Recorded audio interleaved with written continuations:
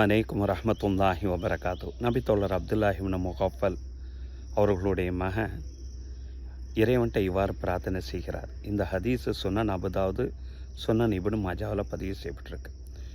யா அல்லாஹ், எனக்கு நீ சொர்க்கத்தை நீத்தா, சொர்க்கத்தில் இன்னென்ன பாக்கியத்தையெல்லாம் நீத்தா, சொர்க்கத்தில் அந்த வெள்ள மாளிகையை நீத்தா என்றெல்லாம் சொர்க்கத்தினுடைய தனி சிறப்பை பற்றி கேட்டுக்கிட்டே இருந்தார். அப்துல்லா இப்னு முகஃபல் ரலியல்லாஹு அன்ஹு தன்னுடைய மகனை பார்த்து சொன்னாங்க, என் மகனை சலீல்லாஹில் ஜன்னா, சொர்க்கத்தை மட்டும் நீ கேள், சொர்க்கம் கிடைத்திட்டா போதும், சொர்க்கத்தினுடைய எல்லா பாக்கியம் உனக்கு கிடைத்து விடும். தஅஊது பிஹி மினன்னார், நரகத்தை விட்டு மட்டும் அல்லாட்ட பாதுகாப்பு தேடு. நரகத்தை விட்டு பாதுகாப்பு தேடினாலே போகிறோம், நரகத்தை விட்டு பாதுகாக்கப்பட்டாரே எல்லா வேதனை விட்டு நீ பாதுகாக்கப்பட்டு விடுவா என்று சொல்லிவிட்டு, இதை நான் எதுக்கு தெரியுமா சொல்கிறேன்? சமயத்து ரசூலுல்லாஹி ஸல்லல்லாஹு அலைஹி வஸல்லம் யகூல், நபி ஸல்லல்லாஹு அலைஹி வஸல்லம் சொல்ல நான் கேட்டிருக்கிறேன்.